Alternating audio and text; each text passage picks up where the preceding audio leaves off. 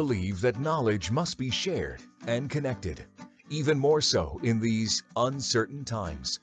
Presenting UNI.MINDS, the online festival connecting industry and academia to #Innovate Together. Join us for a series of online events and get to know the latest in European and global development trends, innovation, and more. Here, you can find partners and ideas for your challenges and see how industry and academia can join forces to build a smarter, healthier, and sustainable future.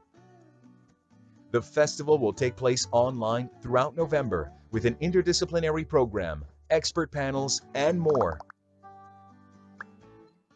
Register at the festival website. We're looking forward to #Innovate Together. Hello and welcome to UNI.MINDS Festival. Great to see so many participants joining us today, and I'm sure more will come. My name is Peter, and I'm honored to be your host today along with my co-host Urška. Firstly, I would like to thank and congratulate to all team members. You made this happen. UNI.MINDS Festival celebrates industry-academia partnerships. We are on a mission to change the perception of universities as being just old buildings cut off from the rest of the world, and the belief that companies don't have the capacity and interest in working with academia. Unfortunately, this is sometimes still the case, but we believe we can change this by being more connected. Despite the obstacles, stereotypes, and differences, we need even more commitment to meaningful collaboration, especially in this challenging moment in time. During the festival, more than 100 speakers, industry professionals, scientists, scholars, and experts from various fields will bring new perspectives, give insights, and share first-hand experience on what universities can bring to the table. You will get a snapshot of recent innovative projects, trends, and good collaborative practices. Our goal is to find new synergies and create new opportunities for partnering. In addition, the festival will be committed to leading an open dialogue on how to improve the collaborative process. We will pursue this with giving spotlight to specific areas most relevant in respect to the current situation: health, smart technologies, sustainability, and society. The festival is organized by Knowledge and Technology Transfer Offices of University of Maribor and University of Ljubljana, in association with our industry partners and supporters from the innovation community. The main partner of the event is Novartis in Slovenia.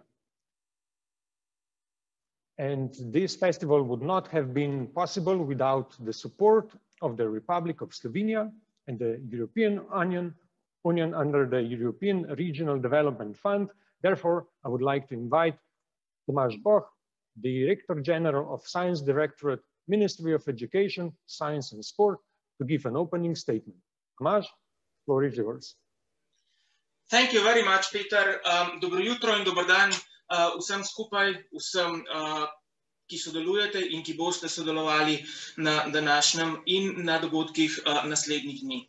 And I would like to especially say hello to rectors, directors of the institutes, the leading persons from the companies, knowledge transfer professionals, and all the researchers who will be with us for next few hours, and also who will participate actively in the next days. First of all, it's a great honor for me that I can say I can say you hello in the name of our Ministry for Education, Science and Sport. And especially this second part of the name of our ministry, which is related to science, is strongly actually interested in knowledge transfer, in a cooperation between research and research in academia and business sector.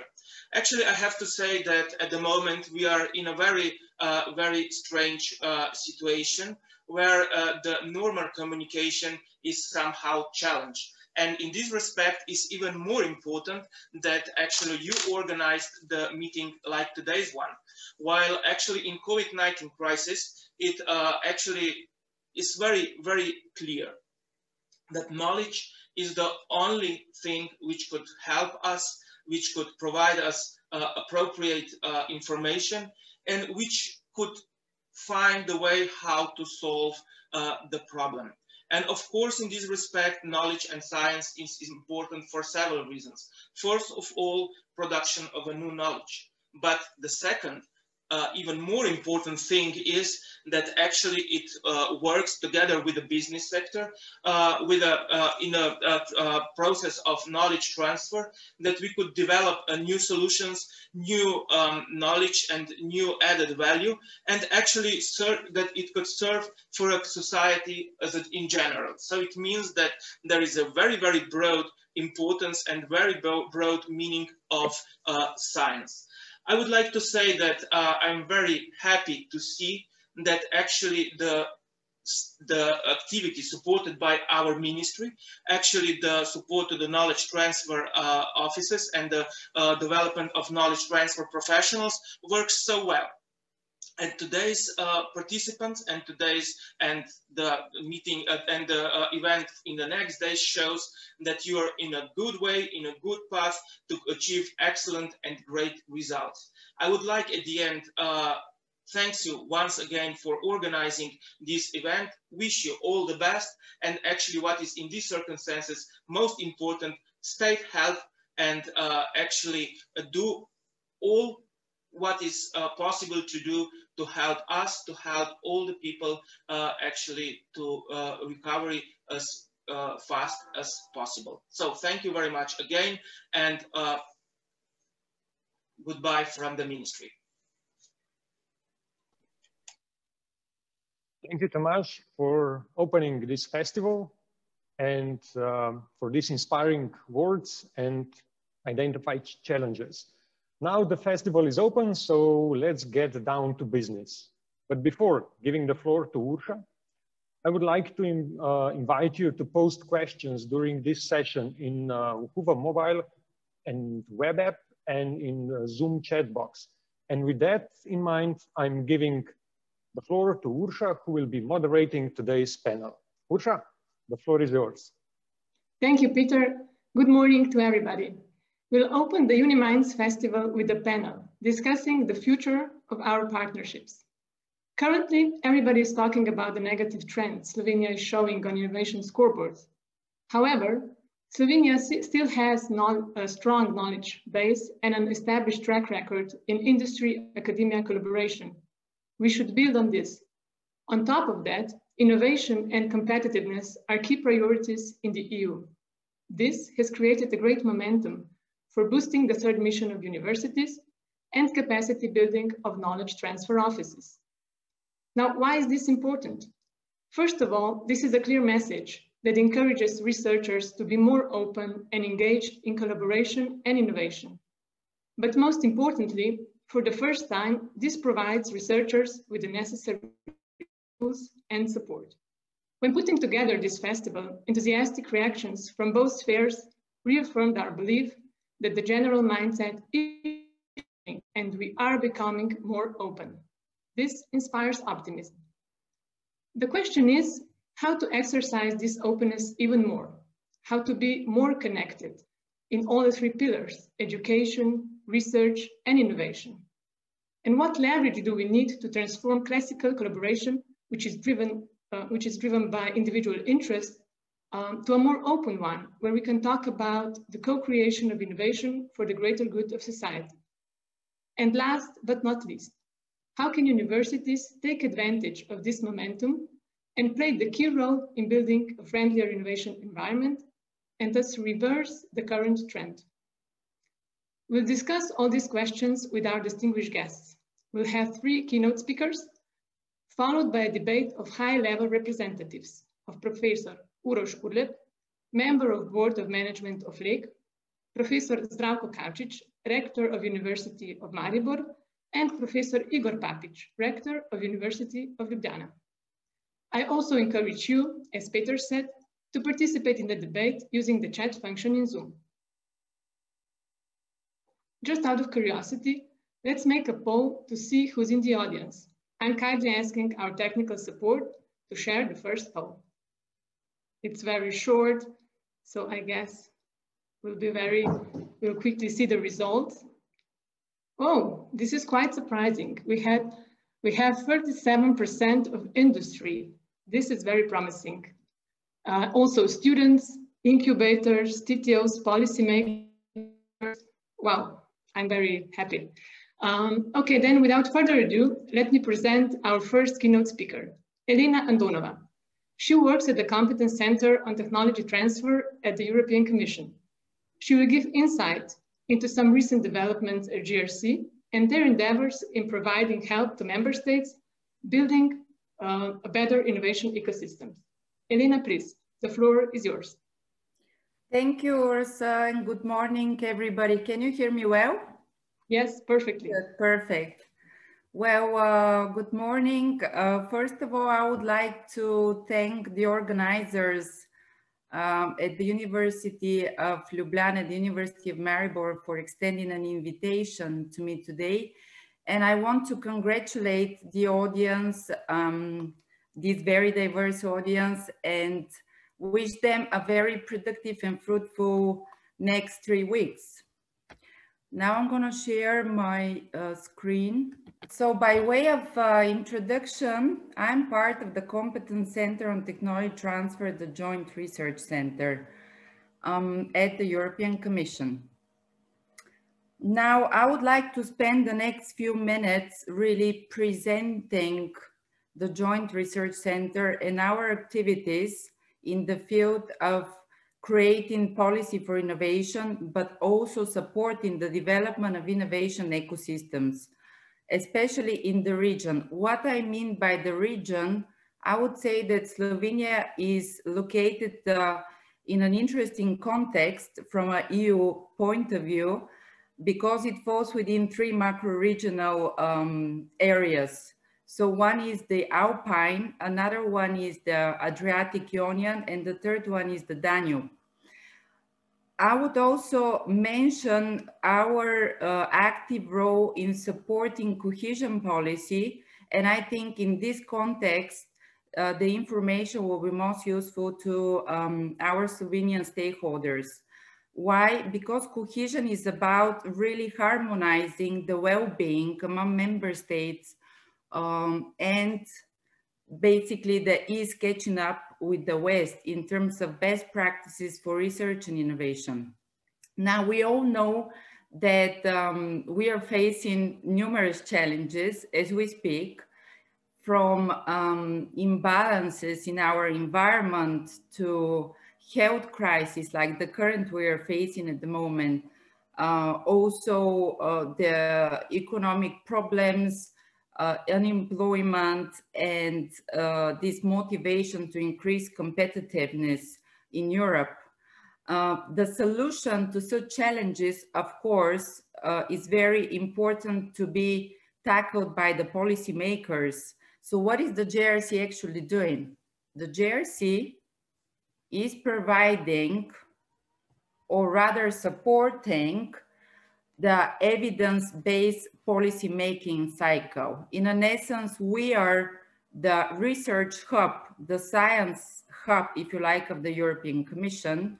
So while we're not policymakers ourselves, we work with all the relevant director generals and thematic DGs to support in the concept and design and implementation of policies.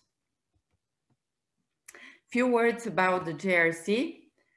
So as you would see, and I'm not going to go into all the details, but you have the presentation to reference later on if needed. We are spread over 5 member states in 6 locations. And I would say that 30% of our activities really fall in the policy preparation cycle.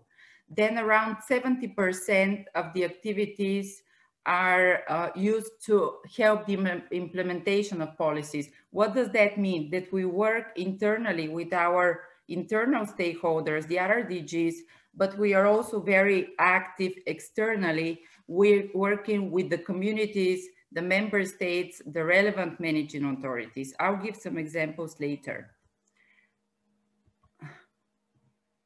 Now, We have around 3,000 researchers in our sites, and it's important to note that our policy is neutral, which means that the JRC does not have an agenda on its own. And all our funding, our budget is voted by the member states. So it's 100% internal.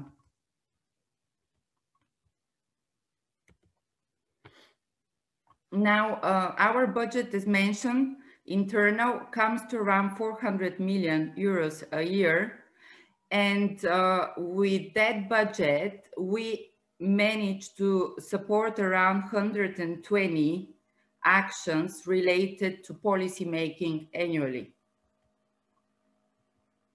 Now, if I am to zoom in into the competence center of technology transfer, I should say that the competence centers at the Joint Research Center are services where knowledge and expertise is aggregated to fit in any policy field. So in essence, these are horizontal services.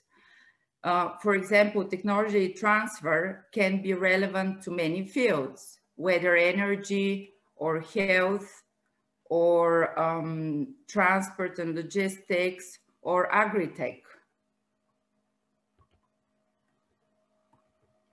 Many of you know that the technology transfer activity needs people and skills. It also needs resources, money, and of course, it needs what we call a place or a setting, an ecosystem. And our competence centers activity are divided exactly in these three fields in terms of models of intervention. So we work on capacity building programs, which means that we aim to act as disseminator of good practices and knowledges across Europe. We also publish studies, guidelines for technology transfer, for intellectual property management, and all of these can be found on our website. Now, we also deal with the topic of financial instruments because the technology transfer process needs resources. And here we are talking about the conception and design of instruments that can help technology transfer offices or practitioners. At the moment, for example, we are implementing a proof of concept scheme for the Western Balkans. Proof of concepts are very important elements of the tech transfer ecosystem, but so are also technology transfer funds. And in collaboration with DG RTD, we have designed the technology transfer, support the design of the technology transfer financing facility, which was the first instrument really targeting the technology transfer process, and it's part of the InnoFin financing program. Now we also work heavily to support the ecosystems themselves, which means that we work with incubators, science parks, innovation zones and clusters. I'll give you examples on that later. When we're delivering on our tasks, so to say, we do so in collaboration with our colleagues in Sevilla, who it's one of our JRC sites, who are focusing on the smart specialization strategies of the member states. The smart specialization strategy is an important tool, so to say, for those of you who do not know what it is about, that can be used by national as well as regional governments to help them prioritize resources, which means channel the financial and other type of resources into areas and fields of research and innovation where the country or the region have, we say, a natural competitive advantage, have strengths, have opportunities to become global player in this field.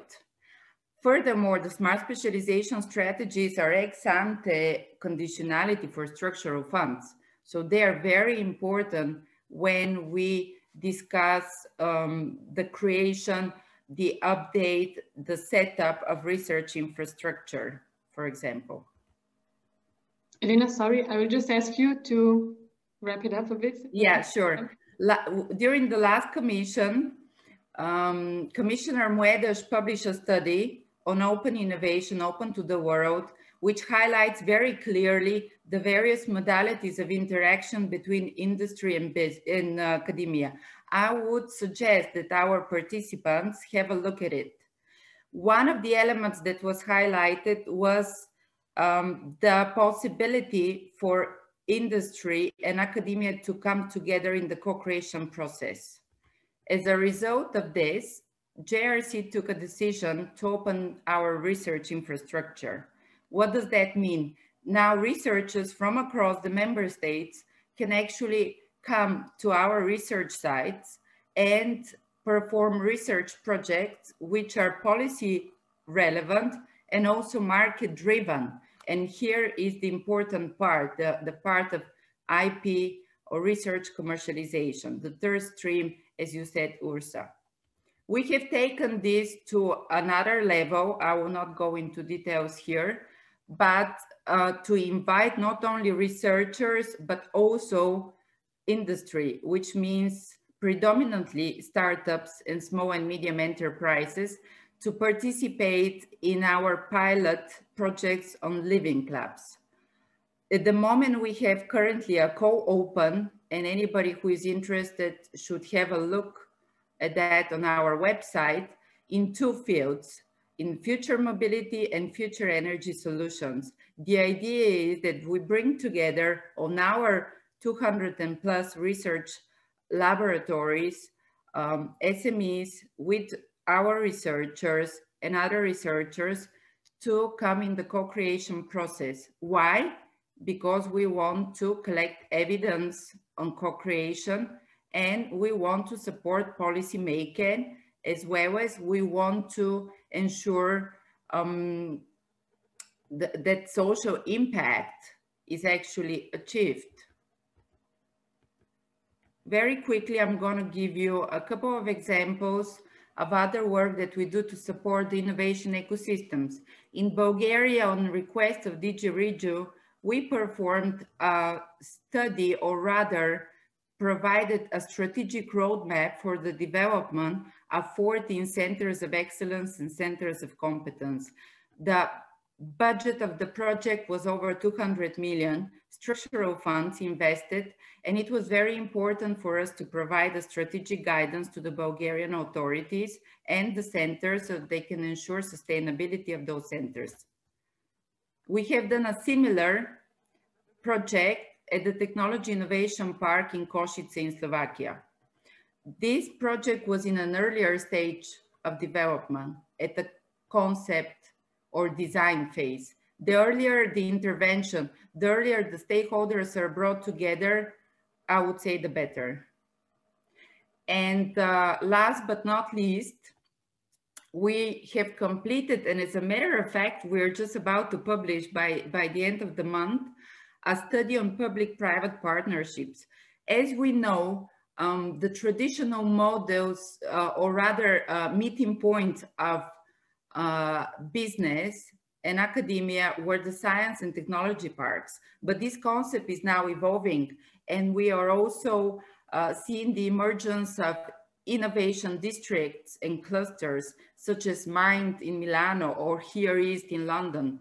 So this study really aimed at mapping the trends and demonstrating, let's say, the advantages of these two worlds coming together in research and innovation. And to conclude, I would like to give you tips to the policymakers, as well as to the other practitioners, innovation advisors, and any stakeholder. It's very important for the process of open innovation to also have an open dialogue. This means start the dialogue earlier rather than later. Also build a strong understanding of the EU rules in terms of state aid, as well as the smart specialization process.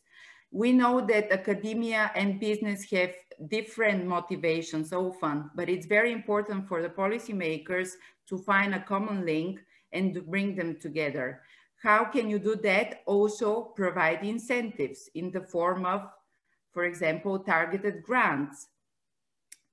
Also, the policymakers in particular should try to support the innovation communities, not discourage them. It's very important.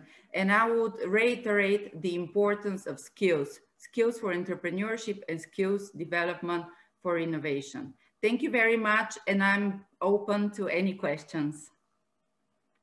Thank you, Elena. Thank you for this great presentation, very practical, I would say. And I think most inspiring how you are helping member states and other states. And now question for our panelists. In your opinion, what are the main gaps in our innovation ecosystem? And what do we need to bridge those gaps? Are there any segments, in your opinion, where we could need external support, like the one that Elena was mentioning? And I would give the floor first to Professor Urlep.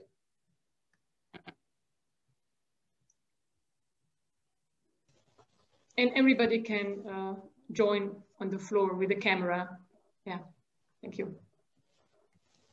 Hello, good morning from my side. So I'm Uroš Urlep, Global Head Technical Development, Biosimilars in Novartis, and also member of Board of Management in LEC, which is part of Novartis in Slovenia. So about the gaps, I would first talk about the good things. I believe it's really important what Elena said, that there are programs, there are systems, there is the ecosystem in place. The gap may be, from my perspective, how we are using this, what is available. Just to improve what Elena mentioned, skills, how we really approach this, how we manage the expectations and how we implement this. This is for me, and maybe the gap may be in the ambition, how far we dare to go and what we want to use. So this is from the perspective of how I see it, really the gap. On the other hand, the gap may be also the courage and the insight of the companies, and I'm not talking now on behalf of Novartis, but more in general, to really approach universities and to be open to get the knowledge from the universities. As first part of my career was at university, and I'm still full professor at University of Ljubljana. I mean, just a part-time. So I combine these two words.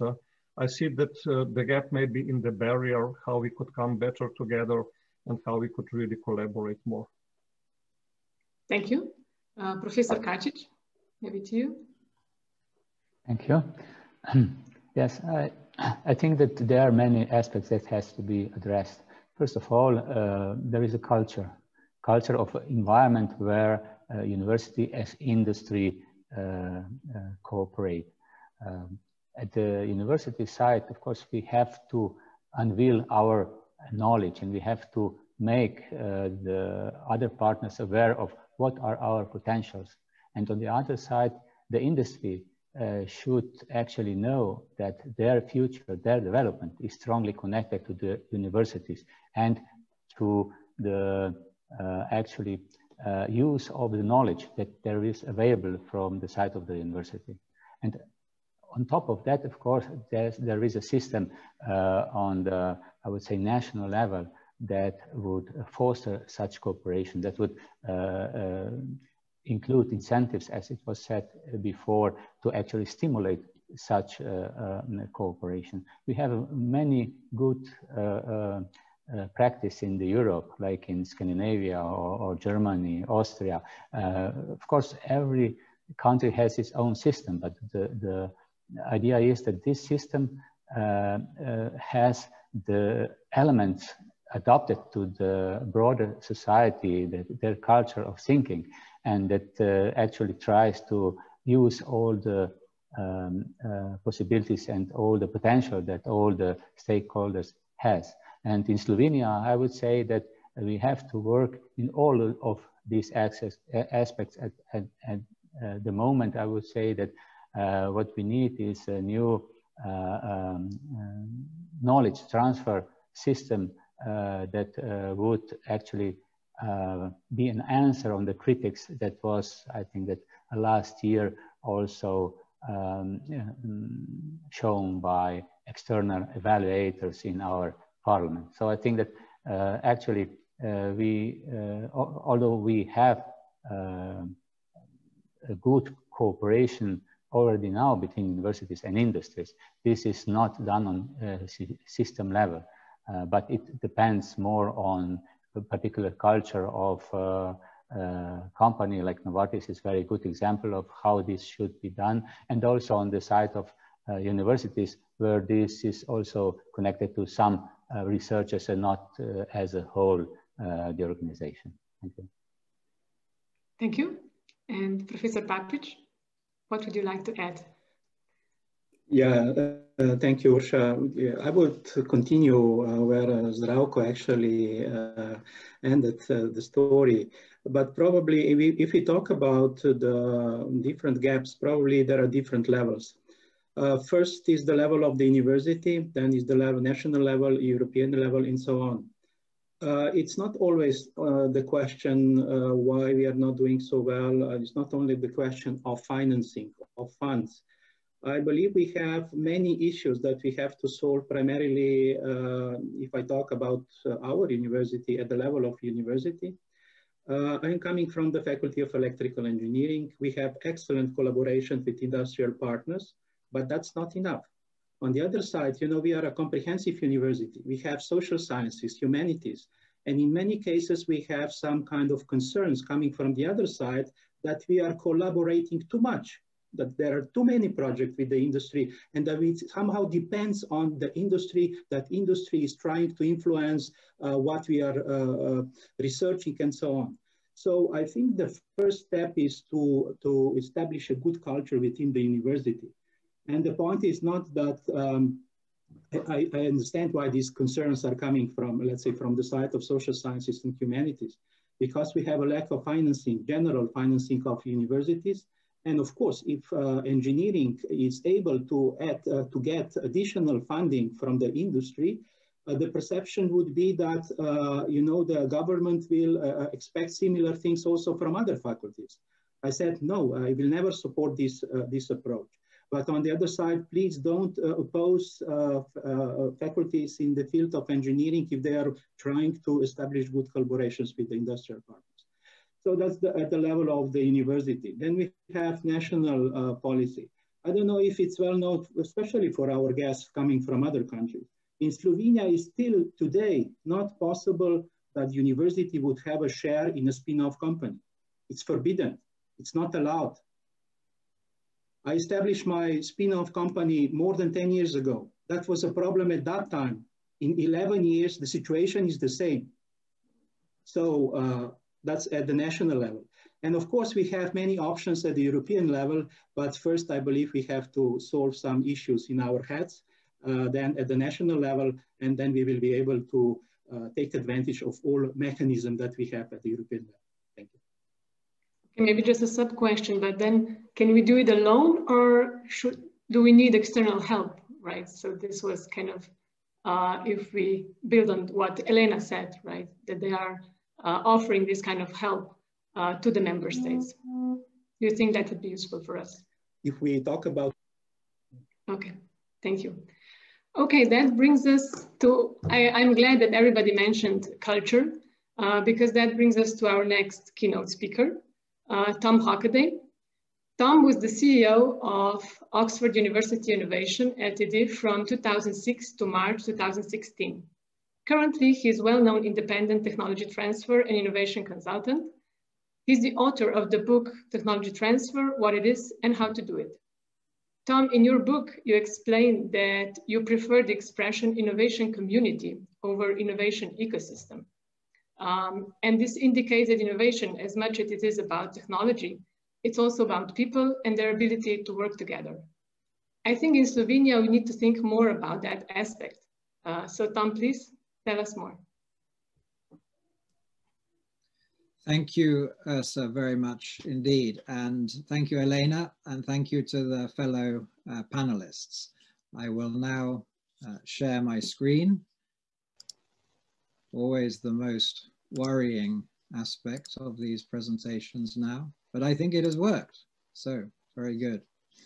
Hello, everyone. I'm sitting here at my home in near Oxford in England. And I say hello to all of you in your homes and offices in Slovenia, a country I know quite well from a vacation point of view, but also visiting the University of Ljubljana for technology transfer discussions as well. So it's lovely to be with you all. I wish I really was with you all, but one day again, maybe. So, as Ursa said, in the book I have written about university technology transfer, which came out early on this year, I talk about the difference between ecosystems and communities. And I make a bold statement, which others may disagree with, but I think we are wrong to talk about ecosystems. And I characterize an ecosystem with the picture on the left here, as a set or a group of animals or organizations or stakeholders, or we call them what we want, who are trying to kill and eat each other. And I don't think that's a very helpful metaphor for what we want to do in terms of building relationships between universities and business.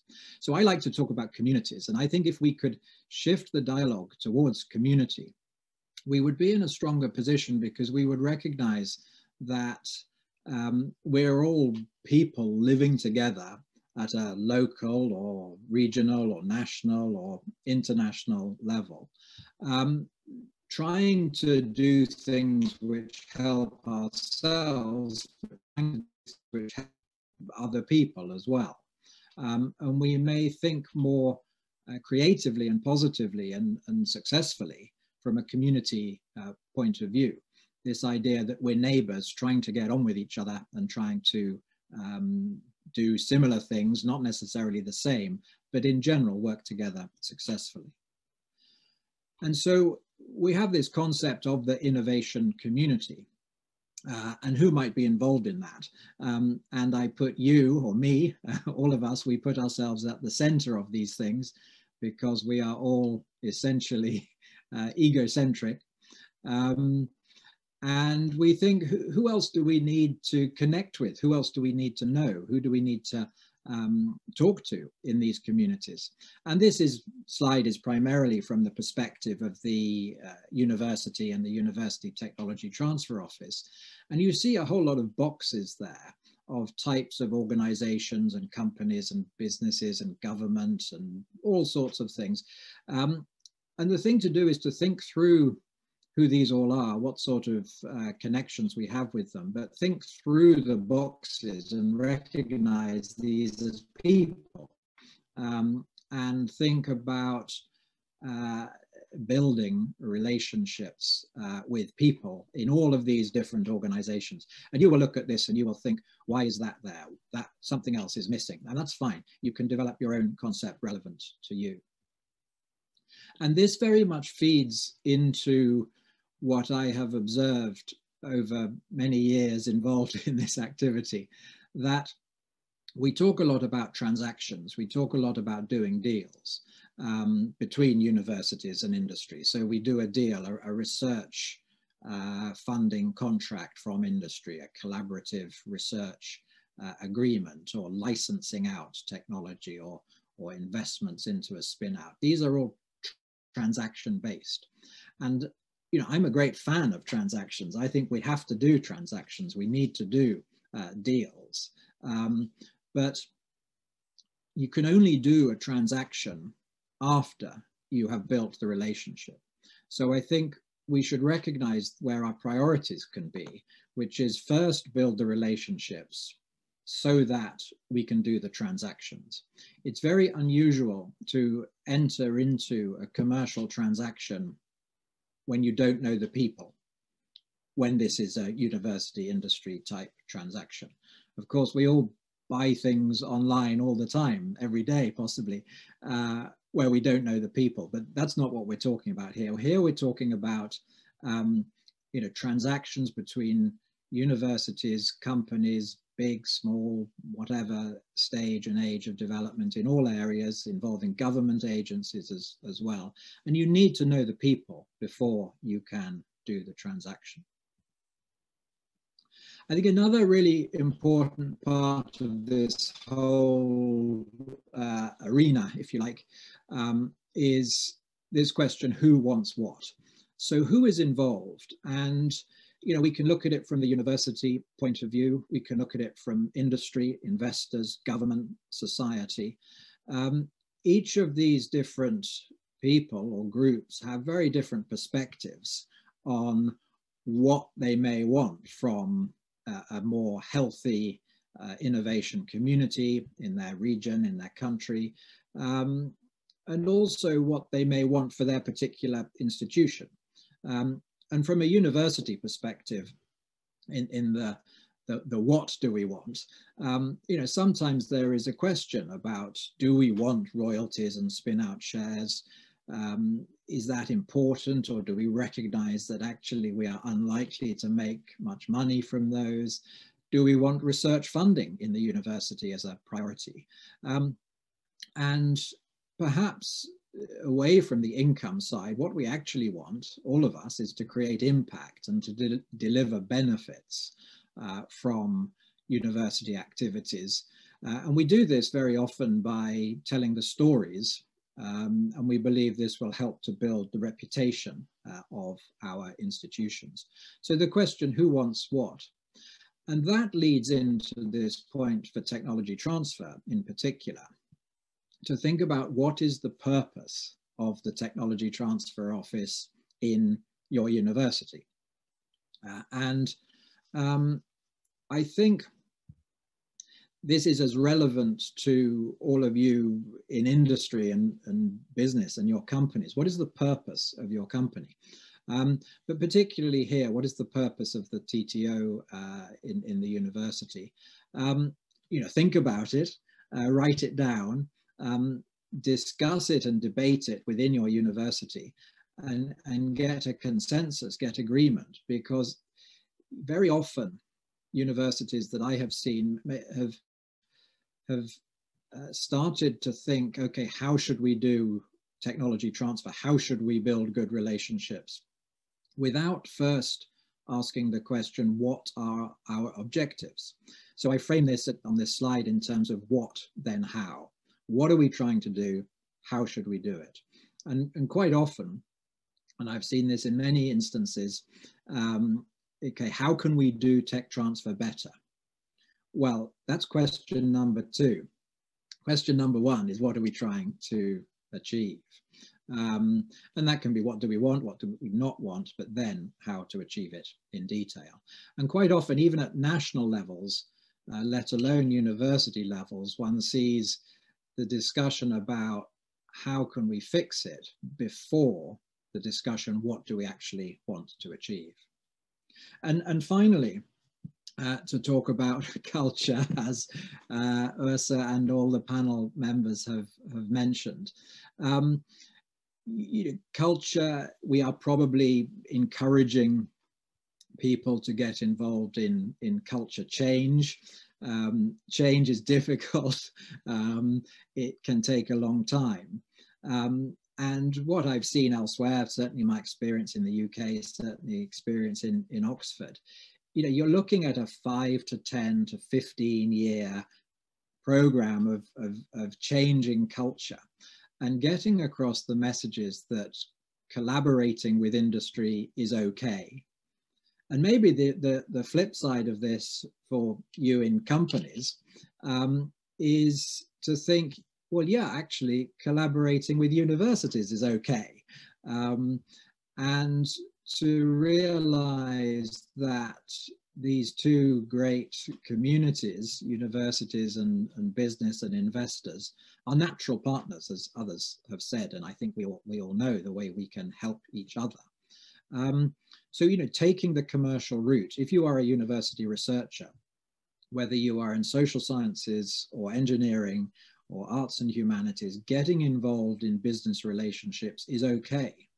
They need not damage your academic activities. In fact, they can add to them. One of the strongest things I hear from academics when they do engage with industry and business is they learn what it is that the user community may actually really want from them, and they have conversations which inform their research interests. So it's very positive.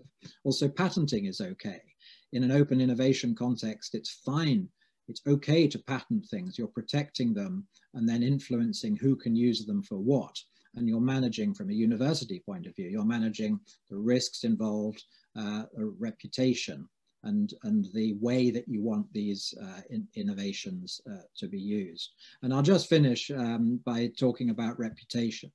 I think that reputation management is one of the biggest growth areas, if you like, for university leadership to think about. And one part of this is the way that the university can demonstrate impact to the community, to society, and can demonstrate impact through engagement with industry. And so it's wonderful that this UNI.MINDS event is happening, and you've got many opportunities and many days ahead to build new relationships and strengthen relationships. And this may lead, I hope, to more transactions. So I will finish there and stop sharing my slides and hand you back to Ursa. Thank you very much, Tom. You were almost on time, and also it was very inspiring to listen to you, as always. I think two main messages. So it's okay to take the commercial route, right? And the second one, also in open innovation, it's okay to have patents and it's possible to commercialize your results. I think those were the main messages for me. But now going back to culture, I would like to ask our panelists to join on the floor. And first question for Professor Kacic. So you all mentioned the culture. And now I'm wondering, how are you personally as leaders at these institutions, how are you promoting openness and collaboration in order to change the culture? Yes, as it was already mentioned, changing the culture is a long-term effort. Actually, it is also a wider problem than just the relationship between industry and university. But of course, what helps in developing the culture also is, as it was said before, incentives or solutions on the state level with proper legislation, where at the university we can actually use this framework to stimulate and to raise the awareness of the importance of this cooperation, not only for the university, but more for the society as a whole. I'm deeply convinced that the responsibility of the university is not only to the ministry as a financer and to our students, but also to the wider community. And knowledge transfer as the third mission of the universities is equally important as education and research. But of course, to be successful in this area, we have to have also all other stakeholders which are taking their part in this. So I would say for the developing the culture on the long term, first of all, we need a proper proper framework for developing this activity. what means the new, in Slovenia, particularly new legislation and new mechanisms that are introduced, to show also the university teachers and professors that there are possibilities, that there are some stimulating aspects of this cooperation, and trying, as it was also said before, Berton, that making patents is fine, that collaborating with industry is fine, because we also here have some thoughts of different professors, like I'm here to make basic research. The cooperation with the industry is not something that university professors should deal with. But this, of course, is not true, because knowledge as such doesn't mean nothing if it is not used and if it is not given on disposal for the broader society, and the first side for the industry as such. Thank you. Okay, thank you. Professor Papic, can you maybe name some concrete actions you've taken in this mandate? Yes, thank you. I said before that on one side, university is well organized when we cooperate with industrial partners. On the other side, I think that's probably the job for me, or task that I have to fulfill as soon as possible, to establish much better communication between, let's say, social sciences and humanities on one side, and engineering and natural sciences on the other side. You know, this is actually in the context of new trends. We started talking about the society 5.0. It's supposed to be the fifth industrial revolution. But we do not talk about industry 5.0 as we have today, industry 4.0. We talk about the society 5.0, which means that we have to include social sciences and humanities as a crucial part of future, also technological development of our societies. And the same we should do at the level of universities. In many cases, I would say, you know, if we do not have open discussions, academic discussions, then we can get wrong perceptions, what is good, what is not good. I'm convinced that we should be active in the field of knowledge transfer. As Zdravko said, that's the third important pillar of our activities. It's probably the question of good communication, and we have to improve this primarily at the level of university. Of course, on one side, you know, it's also not so trivial a relationship between the natural sciences and engineering and applied sciences. Because as Zdravko said, in many cases, you know, our researchers would say, I just need money, some funds, and don't ask me what I'm doing with that money. But, you know, I'm in the applied science. I have, recently I was involved in the working group preparing the new strategy, research strategy for the country. And I was trying to say those guys that just want money. I was trying to ask them what you are providing for that money for our society. I know that fundamental research is long-term research. The results will be available in the 10, 15 years. But we should be, you know, aware that our politicians are trying to get some results from universities, from research institute as soon as possible. And I believe that's the job of engineering. But, you know, there are also non-technological innovations, equally important. And not to be too long, just communication and involvement of SSH, social science and humanities, in discussions about the future technological developments. Thank you. Perfect, thank you. Professor Ulla, is the problem of culture just our problem at universities, or you're struggling with that too, and how are you tackling? I wouldn't say we are struggling. We are. We cannot hear you. Uroš? Yeah, now I hope you can hear me. Yes, yes. No. I wouldn't say it's a problem. The culture in the company is the basics of everything, how and what we do. So we are fully aware that talented, committed, responsible people with really having diverse backgrounds are essential that we fulfill our purpose, and our purpose is in 2 words, reimagine medicine. And we really want to unleash the power of the people, and that's why our culture is curious, it's inspired, and it's empowered. So without having the good culture, you don't have anything. And I would cite here Steve Jobs, who once said, and I need to read it just to repeat what he wrote, innovation has nothing to do with how many R&D dollars you have. It's about the people you have, how you are led, and how much you get it. So I believe this really goes in this, what also Tom said, and I really liked it. Also, when I go beyond the company to academia, it's so important we build relationships.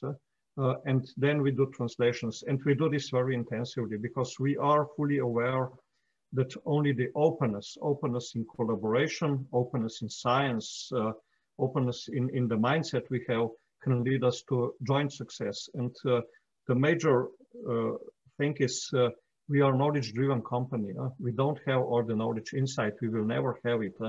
And in addition, we need top talents, top graduates that are joining from university. And we build them together. So this is something what in Novartis we heavily invest in the culture. I know in most of other, at least pharma companies, and I'm sure beyond, this is the case. So this is full awareness, and what I see being now involved in collaboration with academia for years, that we can build this culture of trust, openness, and collaboration together. So I don't see this as a problem. Sometimes it's a challenge, but yes, we can do it. As Professor Karčić mentioned, Novartis is one of the role models here in Slovenia of successful academia industry collaboration. Can you maybe share in what ways you're collaborating and what is, in your opinion, underlying the good partnerships? Yeah. Okay, so we as Novartis, we are one of the largest pharmaceutical companies. We have academia collaboration all around the world. And as one of the major hubs for Novartis is in Slovenia. Only in Slovenia, we have approximately 600 R&D associates. Where we collaborate in research programs, development programs, where we have joint programs, either at academia, in our company. We have postdocs at university, we have PhD students there, or vice versa. PhD students from university are doing the work in our labs. So this is one part. The other part are the research programs that we need the expertise, the knowledge, and the top science at university. And this is one thing that I would like to highlight. And in this, I disagree with Steve Jobs, who said it doesn't matter how many R&D dollars you have. We need the top science also in Slovenia. And we know that the funding in Slovenia is far below what we would need to really get this top science. And despite this, we have some very, very good groups that are on the level of the science that they can compare with any other group worldwide. So this is the part that, what we do strategic partnerships. So we just don't go for, we do this as well, but we don't go for small contracts that we would order something. But we have strategic programs, and we want to do this long term. So we, last year, we had the first roundtable in biotech sector with the all universities that are interested, and we signed clearly secrecy agreements, and then we disclosed what is our strategy for the next 5 to 10 years, and where we have the needs in the scientific area. And we asked our academia partners if they could share which are their priority directions and where we can find the joint areas to collaborate long term. Perfect, thank you. Okay, now let's just involve our audience a bit more. Let's make a second poll and see what does the audience think about, what is the most important for more efficient industry-academia collaboration? So do we need more joint shared infrastructure? Do we need to involve companies in curriculum? Do we need challenge-based research, staff exchange? better knowledge in negotiating IP, or we need to generate more spin-outs from universities. Please.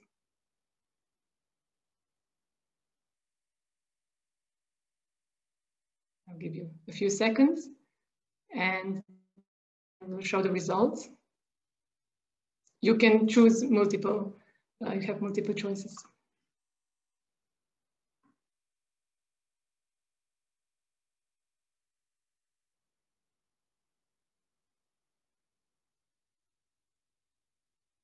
Can you see the results? Okay, so I see the most important in your view is challenge-based research, also staff exchange, generating more spin-outs. Okay, very diverse answers. I guess everything is important, right? So we should connect at all levels, which is correct. Okay, I see that UNI.MINDS already, our final keynote speaker, have joined us. Hello, Wim. WIM's core business is inspiring, challenging, motivating, training, and guiding people and organizations in change in the fields of research, education, and innovation. WIM will take us through 2 Dutch cases, 2 examples of how to build innovation community together with the universities, industry, government, and local authorities for the benefit of society. Wim, the floor is yours. Yes, thank you and good morning. Sorry for not being present earlier because I was in a very important other meeting. I started sharing my screen. I hope that you can all see that. Can somebody confirm? Yes, we can see it. Okay, thanks. Yes, thanks for the introduction. What I indeed want to do is share with you 2 what I call best practices from the Netherlands, building an ecosystem, and especially with the subtitle Beyond Your University, because both ecosystems are really beyond the university. And the 2 examples that I have brought with me is one is called the Brainport Eindhoven region. The Eindhoven University of Technology is one of the main players in that from the university side. And the second one, the one that I'm currently working in also, is the Brightlands initiative in the province of Limburg, where the Maastricht University is one of the key players. And those 2 cases I would like to share with you. The first one, Eindhoven region, the southeast of the Netherlands, as we might call it sometimes. The Brainport region, it's the region with this nice, beautiful building, but one of the important elements is that the slogan for the region, as we started this about 12, 13 years ago as an idea, this creating the industries of the future. That was the main mission statement that we have chosen altogether. And at that time, if you look at the location, Eindhoven, as you might, and I hope you might know, is in the south. It's one of the 3 big pillars in the Dutch country. We have the Schiphol airport, we have the Rotterdam main port, and the 3rd one is now the Brainport Eindhoven region. So that is one of the 3 pillars of the Dutch economy. If you look at a more international perspective, we can also have a look at Aachen and Leuven as a sort of triangle in the Benelux region. And if you look at that ecosystem, one of the lessons that we learned, and it's quite obvious, of course, but a very important basic condition to really build a strong ecosystem is that you have 1 or more excellent public knowledge infrastructure partners, a university, a research institute, or all the affiliates around that. And if you look at this little picture, Eindhoven University is the main player, but around that, there's a lot of, as you can see here, partner institutes, very specialized, very high-tech focused institute partners. And it's an important pillar to really build a rich ecosystem. The second thing is what we learn step by step, and more and more accent on that is choose and have focus on your ecosystem. Don't try to be the best in everything. Don't try to do too many things at the same time. Try to really make choices and excel in a few specific themes. And in our region, also given industry, given the university, most of those choices are very technically and high-tech oriented. But an important lesson is choose focus. And if you want to build an ecosystem next to the basic knowledge institute, you need one or at least a few or a cluster of firms, companies, industry leaders that really are able to bring that ecosystem to a higher level. And in our region in Eindhoven, we have some of those examples. You know, of course, Philips, which is already there for many years. But one of the main players today, which spin out from Philips a long time ago, is now ASML, for example. So it's important, if you want to build that ecosystem, you need a few leader firms. And if you don't have the big multinationals, then you should try to find clusters of smaller and medium-sized enterprise, but also an important element to really make changes and to really, let's say, disrupt the current industry and really drive change, is have a lot of attention for startups in your ecosystem. And an element, and you have been discussing that before, an important element on startups is they cost a lot of money initially, and a lot of the initiatives might also fail. So that's a given that you have to accept. You cannot avoid that. But if you have enough seed, then you will also have growing companies that will really help you change the region and change the country. So focus is one, but also involvement of startups in all kinds of initiatives is important. Another learning point that we have from Brainport Eindhoven is what we call here in Eindhoven the Eindhoven engine. It's create, and you can call it a field lab, you can call it a learning community, all kinds of words can be used for that, but bring or try to bring together in physical, but also in online environments, in virtual environments, all those innovative minds, from ambitious students to researchers to industrial innovators and the young professionals in startups. Try to mix and mingle them, try to organize events where they meet and where new ideas are being born. That's where, in those connections, in these environments, that's where out-of-the-box ideas rise, and that's what helps you change. And last but not least here, an integral approach in your ecosystem. Try to build a common agenda between all the different stakeholders, between the government, the knowledge institutes, and the industry, and try to build that, let's say, shared action program. And in the Brainport area, we focused initially, and that's a mistake that we discovered afterwards, initially we focused on 3 pillars in the integral program. It was people, business, and technology. And what we learned step by step, if you don't pay enough attention to all the necessary basics, you could also say all the dissatisfiers, if they are not there, people don't want to work and live and learn here. Take care of all the basics, so organize an attractive living climate, accessibility, which is trains, airports, all that connections are important, but also, let's say, schools for the little children. If you want to attract knowledge workers to your region, in your ecosystem, then you need all those basics. So lesson learned, an integral approach in 4 pillars is very important. Success factors, 4 main words. And what I want to illustrate here, this started in about 13, 14 years ago, and the 3 main drivers were at that time, our chairman of the Chamber of Commerce, the president of the university, and the city mayor.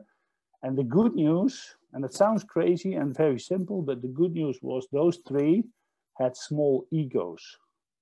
And that's an important lesson, to work together, to share success, to collaborate, and to trust each other. And those 4 words, trust, leadership, scale, and focus, with all the sub-elements, are very, very important success factors to really build a successful ecosystem.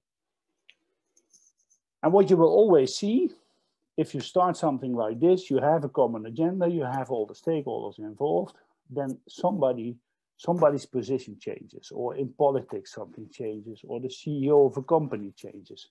So every time that somewhere an important key player is replaced or a newcomer is coming in, all the discussions will start over and over again. And the core message is try to keep track on your long-term strategy, stick to it for at least 10 years, because building a successful ecosystem might take you at least 10 years. So don't try to change that every 3 or 4 or 5 years when somebody changes or when the politics change. So that was the first one. The second case is the Brightlands environment, a little bit different quad choices. What we started is 4 or 5 years ago, between the university in Maastricht, the province of Limburg, and a few key industry players, we started to build the so-called Brightlands environment.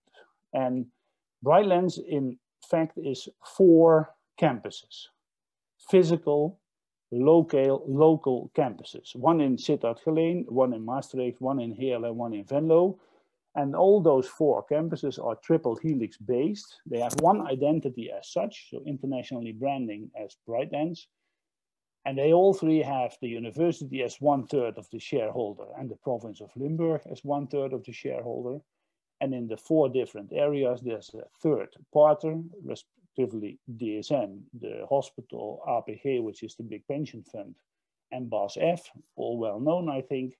So we have 3 triple helix organizations, very complementary, one focusing on materials, one focusing on health, one on smart service, and one on food.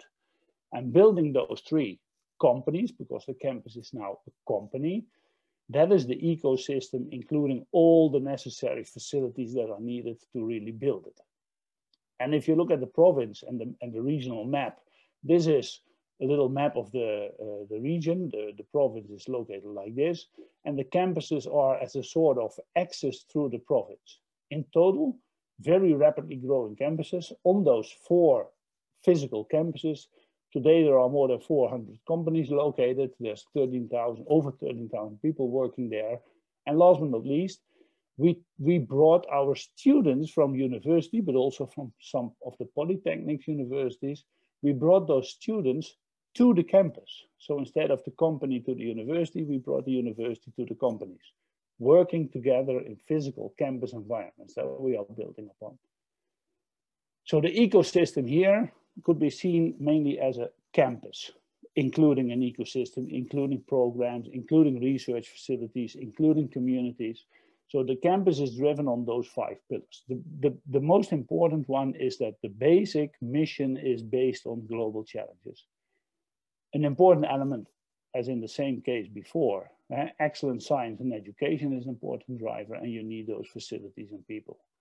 So if you look at it in more detail, the 3 main stakeholders, in this case, have found a balance between, from a university perspective, the science impact, from a business and industry perspective, the more business and innovation impact, of course, and from a province and government perspective, the societal impact.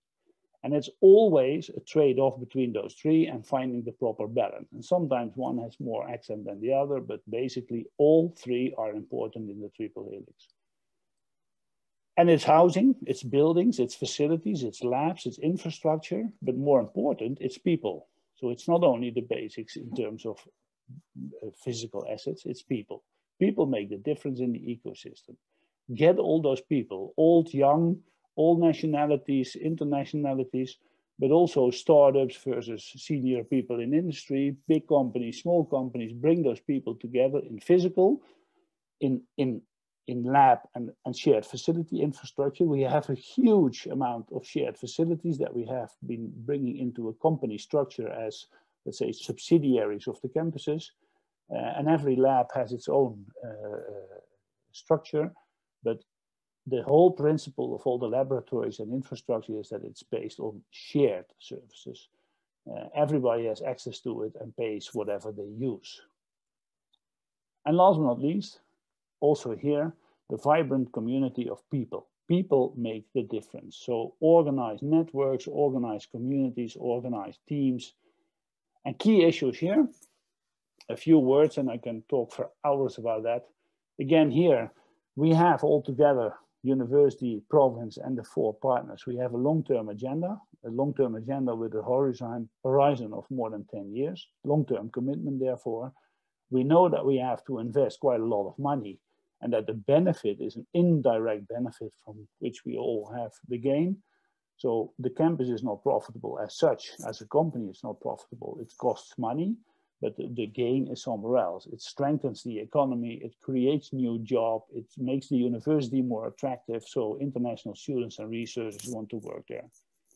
And that's what I would like to share with you. 2 best practices that we have been working on for many times and where I had the privilege of being part of that. So thank you very much. Thank you very much, Wim. Also very inspiring. Your presentation nicely sums up what we've been discussing so far. So focus, common agenda, co-creation, long-term commitment, high level of integration, and of course, trust. And it shows very well how this can work in practice, right? So we put it from words into practice. And what I'm hearing is that universities, together with companies, are in the core of innovation community. So my question for the panelists is, what is then the role of universities and the companies in this current situation? Should we just wait for the government to, come up with some measures, or should we actually make an agenda and then in the dialogue with the government, with the local authorities, make a step forward? Maybe we can start with Professor Papic. Thank you. We heard before that, we already established quite well collaboration with industrial partners, at least in certain fields. And what we expect from the government is, of course, to establish conditions for, as Wim said, a long-term strategy. If I look only 10 years back, in that period, we had, I remember, as far as I remember, we had technology platforms, we had centers of excellence, we had centers of competence. Now we have smart specialization. We are always changing the form, but obviously we do not care so much about content. Absolutely. I think we have, I usually say we don't have really problems with knowledge. At least in some niche areas, we are in the top, also worldwide. But we obviously have problems with organization.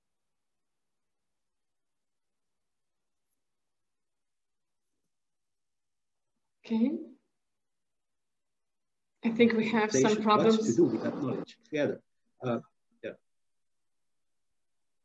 Sorry, Rector, we had some problems with the connection. So maybe if we can just repeat the last sentence, or maybe the last two. I just said that we should work together with the government and to develop mechanisms that were very well, that were working very well in the past, and that we are not changing all the time the forms of these mechanisms, and we should work on the contents much more. Yeah, that is one of my important lessons. Keep track for at least 10 years in your strategy and your collaboration agreement. Yeah. And when a rector changes, or when a politician changes, make sure that not the whole world has to change. Yeah, that's also one important point that you raised about the egos, right? Yeah, when I was mentioning different mechanisms, they were probably the function of different governments, of course. Yeah, of course. Yeah. Okay. Professor Kacic, your comment? Yes, I definitely agree that thinking about the problem, it's a long-term problem, and I understand that therefore the strategic plans are long-term plans which assure that there is no everyday change in the planning or working. On the other hand, as you ask what university should do, definitely university should act proactive. So we have to search for the solutions that would, in long term, make a progress of the whole community. And as Igor already said, universities in Slovenia have a good collaboration already for years. But in some niche areas where the actually synergy between industry and university was recognized, and where on the other side there is, as it was also mentioned, that it is important in industrial partner that is actually strong enough to think about long-term development, long-term research and investment in long-term research. As Professor Urlep said, they are not cooperating on the short term or with some small project, but they have a vision, they have long-term goals. And I think this is something that can also then result in good cooperation. But on the other hand, if we talk about the whole system, and then as it was said in the presentation, actually what we need is vision on the level of industry, university, and what is, from my perspective, shared vision. Yes, on my perspective, thank you very much, important for Slovenia is a vision on the regional and national level. This is what at the universities at the moment we are missing the most. As Igor already said, in the past 10 years we have different concepts which we changed. As the project actually changed, we know that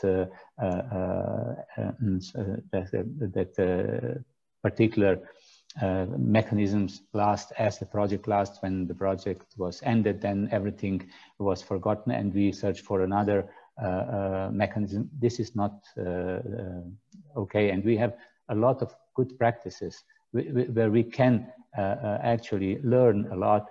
And what I mentioned at the beginning, the culture of understanding of why and what are doing the neighboring countries and why they are doing this is very important, and we have to learn from this a lot. Thank you. Thank you. Professor Urlep, your comment. Yeah, so I couldn't agree more with what we heard until now. So it's really to define where to play and where to win. And we now, just going to sport, we have the best cyclists in the world. We have the best basketball players, they are still European champions. But we may never be the best football players in Europe and in the world. So just where we want to focus. And I agree, focus is important, especially for a small country like Slovenia is. And to have this shared vision, where we want to play and where we want to be really the best is of crucial importance. And maybe to answer the second part of your question, are we waiting for the politics to the state, what they will bring? No, we don't wait. On the other hand, we have very high expectations because they should enable the infrastructure, the stable funding on the high level, because only this will assure that then we can create the common vision and the common strategic programs. So this is a necessary condition, not something nice to have. And on the other hand, we are, as a company, we are investing and returning to society. So we are co-investing large infrastructure like NMR Center in National Institute of Chemistry, other things on National Institute of Biology. And we know that National Institute of Biology is one of the key partners for Novartis gene therapies. We know that that the app that was developed in the area of data science by Professor Zupan in Faculty for Computer Sciences and Informatics is now official tool that is used in entire Novartis development. So it means 10,000 people have the access to this and are using it. So we can have top science in Slovenia, what both respected rectors said in certain areas, and let's build on this. And yes, on the national level, we need to maintain several things that are having importance for the country itself. But there are a few areas where we should be the top.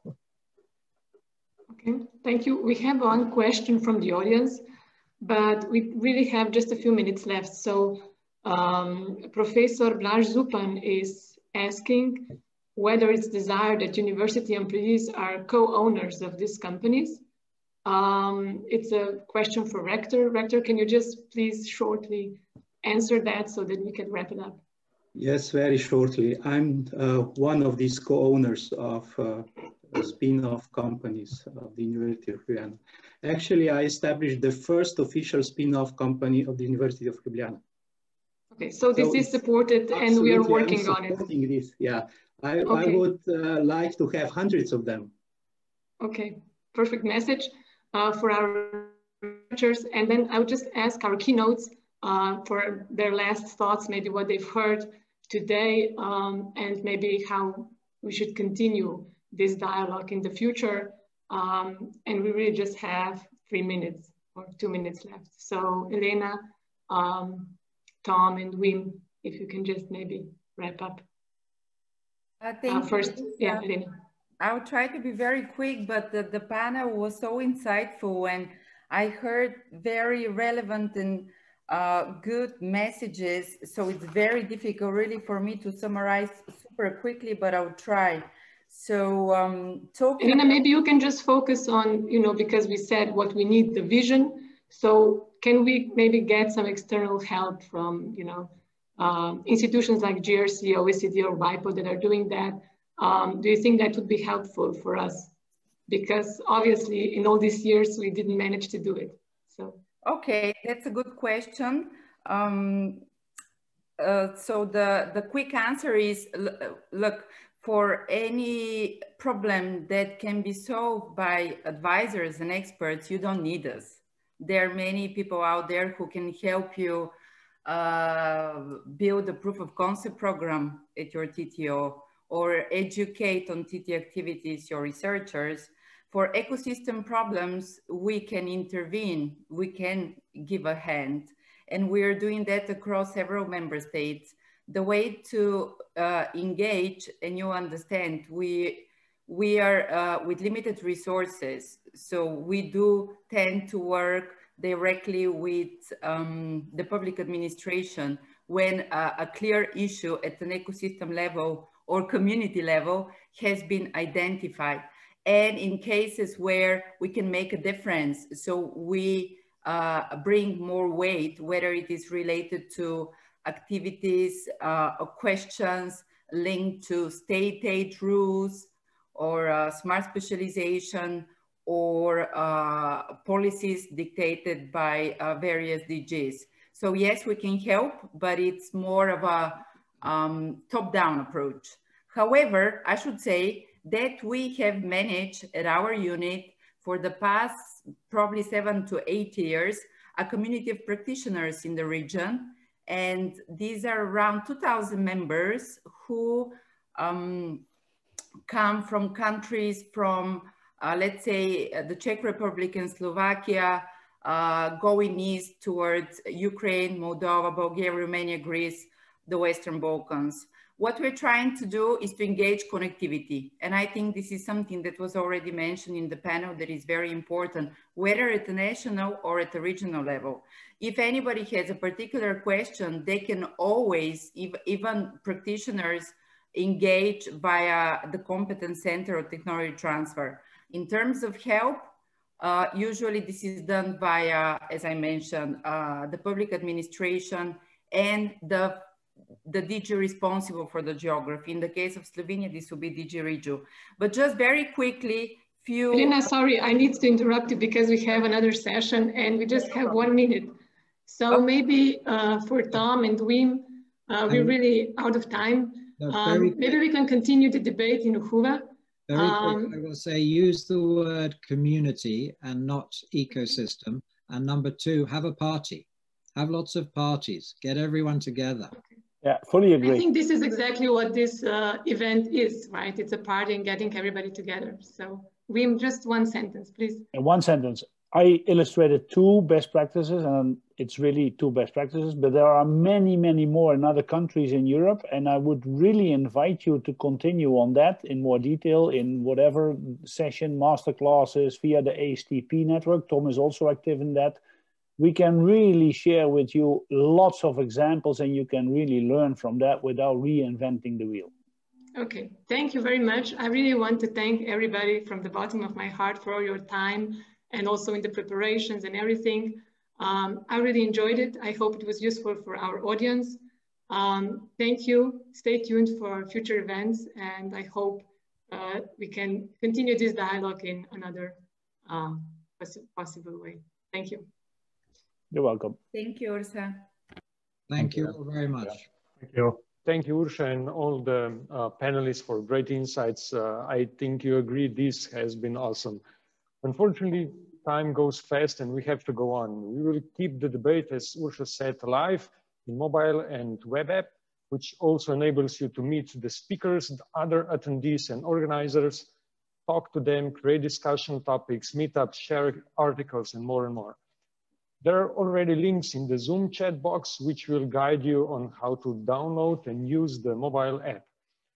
We would also like to draw your attention to our upcoming sessions, where we are expecting more than 100 speakers, which will cover specific challenges of collaboration in the fields of health, smart technology, sustainability, and society.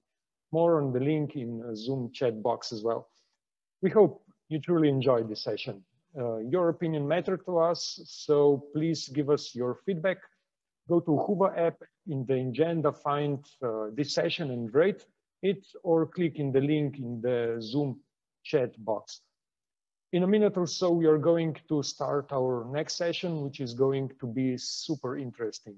In the next session, we will talk about what proof of concept funding is, how to get such funds, and why these funds are necessary, linkages between research and market.